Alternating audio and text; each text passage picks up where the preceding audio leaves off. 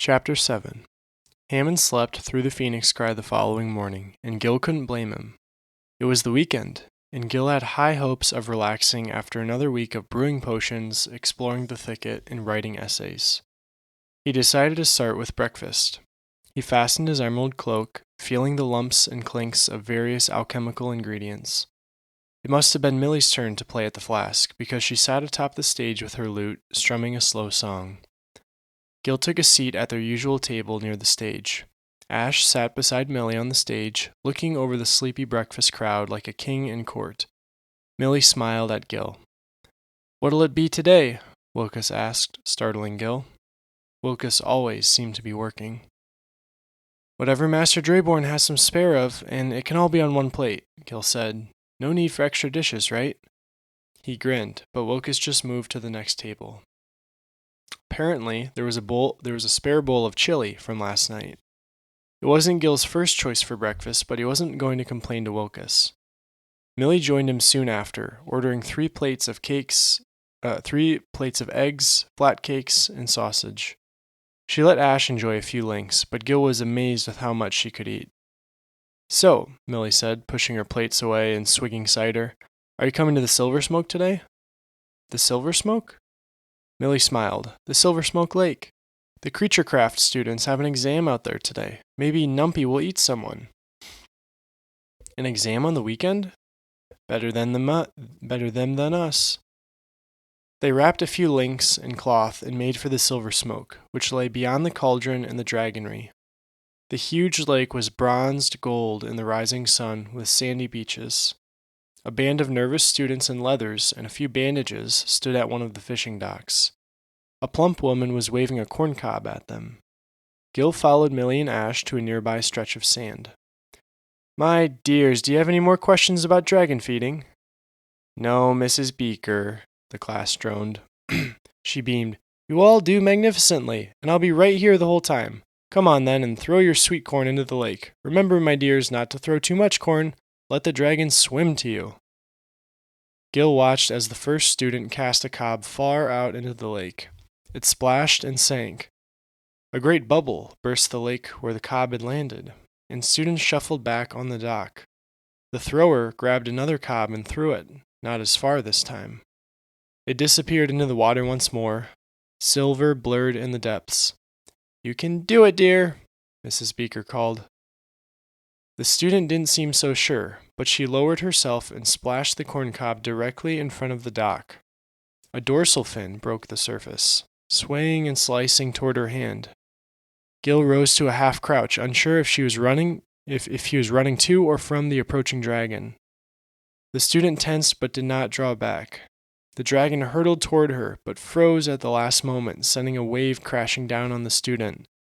Then Gil saw the dragon was only a drake, about his size, with silvery blue scales and webbed fins. Up close, the dorsal fin was quite knobby and rounded, still growing. The drake glided forward, cerulean eyes flicking between hand and cob. It eased the cob free from her hand and swallowed it like a defense student would swallow a sausage. The drake's long tail flashed beneath the water and it was gone. The class cheered and Mrs. Beaker wrapped the stunned student in a hug. "Absolutely brilliant, my dear. Trust is the heart of Creaturecraft, and you showed it. Excellent. Who's next, then?" They passed the morning guessing which Creaturecraft students would shriek and run, and which ones would hold their sweet corn for the drakes. Hammond was gone when they returned to the flask. As it happened, he was more often gone than not over the following weeks. It was during this time that Gil started spending more time with Millie and Ash. He took a liking to the game blocks and joined Millie for evening tournaments at the green with a handful of rune students. Millie eclipsed them all in skill, but Gil enjoyed the game. He came to realize Millie was always doing something, watching sparring in the arena, feeding fish at the docks, singing in the flask, playing blocks. Ash followed her like a shadow, always watching with his intelligent eyes. After a week of tagging along to her activities, Gil was exhausted. She was playing lute late one night at the green, sitting against a tree. Gil sat against the other side, and Ash was sleeping, curled beside Millie.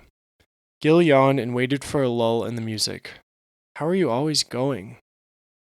Millie let the night soak up her last chord. What do you mean? I'm wiped every night, and I go to sleep before you. It seems like you're always doing something. I don't know how you can keep up with the schoolwork. I had to skip lunch today just to finish my alchemy homework.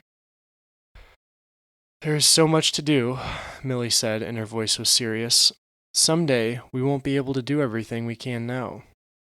Sure, but we'll blow the bubble any day now if we keep up at this rate. Millie laughed. Get some rest, and say hi to Hammond for me. I haven't seen him in a few days. Despite Gil's good intentions, he had trouble passing Millie's message to Hammond. His roommate was up as late as Millie, and Gil rarely saw him at meals or around Hazeltop. Only in the mornings did Gil regularly see him, sprawled on his bunk in deep sleep, tawny cloak draped over a chair. As the strangeness of Gil's classes became normal, he began to notice oddities around Hazeltop. On his way to Herblore, Gil passed a band of smithing students around a forge. The smith quenched a blade in water. As he returned it to the anvil, he ordered fresh water. The students hurried to dump the barrel down the drain, but before they could, mist arose from the grate. The mist was cloudy and gritty, closer to smoke than steam. It drifted past them toward the anvil. The smith jumped back as the anvil hissed and spat, sparks flying. In seconds, the mist was gone, though the anvil's base was blackened, as if by ash. Gil and Millie were watching a jousting tournament later that week when a group of older defense students sauntered past. Hey, it's a Rusty, the lead boy said. His nose was crooked as a crossguard. He passed within a foot of Gil and jumped away dramatically. Ah, don't make me sick. You already look a bit rusty. Been drinking cauldrons, have you? His friends burst into snotty laughter, and they went on. The jousters charged, and their magically softened lances bounced off each other. Squires, Millie muttered. Yeah. It was not the first time Gil had heard this particular joke, and he knew it would not be the last. The rust was an alchemical disease that resulted from inadvertently adding iron to a potion. Gil had read that anyone who breathed the noxious fumes developed a sickness that worsened over time, until it became critically dangerous. The rust. It was one of the main reasons Master Wicks allowed no iron in the cauldron. Everyone knew of the sickness, but no antidote was known to counteract the iron. It seemed odd to Gil that the question was so obvious and the answer so mysterious. Students were always talking, throughout meals, while walking, and to Gil's growing frustration, during class. They spoke of the Yi Tree's dragon scale symbol and what it could mean for the term. Gil heard complaints of homework and deadlines, which he understood well. His course load had doubled in the last weeks, and he was straining to find time for friends and school, especially while trying to keep up with Millie's racehorse schedule. A news story was spreading through the halls of Hazeltop. There was a mist, students whispered, that did strange things, funny things. Each story was different, and Gil enjoyed sharing them with Millie, Rhea, and when possible, Hammond. Rhea was the only one that shared his curiosity. He was in the flask with Millie and Ash, finishing an essay for Wondercraft. What makes Brab Naywillow extraordinary? I spent 2 hours in the egg yesterday and I couldn't find anything about Brab. How does Loris expect us to write an essay about someone that we can't research? Have you heard of Brab Naywillow? Nope. Millie downed her glass and cut into a pork chop. Gil waited for something more helpful. Millie took another bite and he sighed. You know, I can't go to the green with you until I finish this. I know you'll do it. You always do.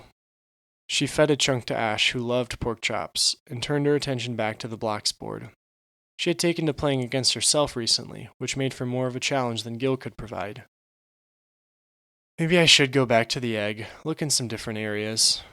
Just generalize, say something vague, and he'll love it. Then she trailed off, eyes fixating on something behind Gil. He turned and saw a blue robe slip out the front door. Millie grabbed his arm. That was Hammond. He was carrying something, looking nervous. He's probably going to the egg or something. He said he had a lot to do. Millie sprang up, eyes bright. Let's follow him. You want to follow him to the library? Gil said, putting his essay away. She raised an eyebrow at him. Seriously? He's been off for the last 2 weeks. I want to know why. She was excited, flooded with the need to act. Gil couldn't meet her eyes. I don't know. That's why we have to find out. Come on. Before Gil knew it, he was in the cool night air with Millie and Ash. He saw Hammond down Hazel Way, striding south. See? He's heading toward the egg. But Hammond swept past the library without a glance, past the runic building and out the south gate toward Grent. They hurried to keep up. With each step toward the dark town, Gil's stomach soured. This morning, Hammond had complained of a long project he needed to research and work on. Could he have finished it? Could he already have finished it and was heading to Grent for some school supplies? Or had he lied? Gil banished the thought.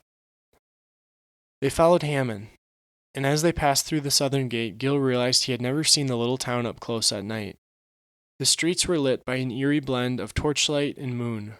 Most of the shops were closed at this hour, though inns and music halls were in full swing. Someone stumbled from a tavern, yelling something angry and rough. Hammond slipped past the man. Are we really doing this? Gil asked. His hands were clammy, his legs were heavy. Yes, Millie said, and he could hear her smile. It's like we're in the middle of a story, isn't it? Hammond continued past taverns and music halls, past dark storefronts and entertainers on street corners. He gave them no mind, and Gil's worry grew.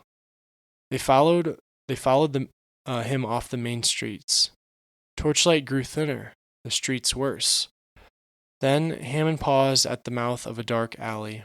Slater's Pass. His face was hidden in the shadow, but Gil saw his shoulders rise and fall, a long breath. Hammond slipped into the alley. They followed, and Gil slipped his hands into his cloak. One hand fell on powdered horn, the other hovered between mudweed and rosegrass. When combined with horn, rosegrass produced a smog so thick and heady that a few breaths put most to sleep. The cobblestones were damp and sour with spilled air. Darkness hung over the alley. Gil did not want to move, but Millie and Ash were already entering. Stairs delved into basements. Crooked signposts creaked on the night's breath. Figures leaned against the back of ramshackle shops. Phoenix egg for you, boy, a greasy man asked eagerly. Give you a bargain, I would. Say, few memories? Try a sweet, a crone crooned from the bottom of her stairs. No thanks, Gil mumbled. He hurried back to Millie as someone hissed behind him. Millie, we have to. He just turned the corner. I think we've got him. A door slammed around the bend. We have to leave. He can't know we were following him. He'll be furious. We need to know what he's doing, Millie said. Gil couldn't bring himself to walk out of the alley alone. They inched toward the dark corner, his heart pounding. Ash froze. A door crashed open and a boy rounded the corner, arms pumping, hooded cloak whipping. He barreled between Gil and Millie, racing down the alley. Millie's face was wild with fear and excitement. Then something growled. Gil clenched the pockets in his cloak.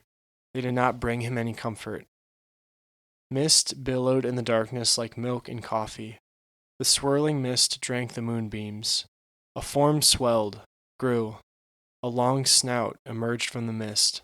Powerful shoulders and legs flushed with silver fur. A long tail. The wolf looked from Ash to Millie to Gil. It exhaled. Mist fountained from its snout and its muscles tensed. They bolted. Millie and Ash were a dark blur ahead of Gil, her hand on the dog. Something yanked hard on his cloak. He pulled and a terrible rip filled the night. He turned only to see the wolf, a green scrap in its jaws, turn and fade into the mist.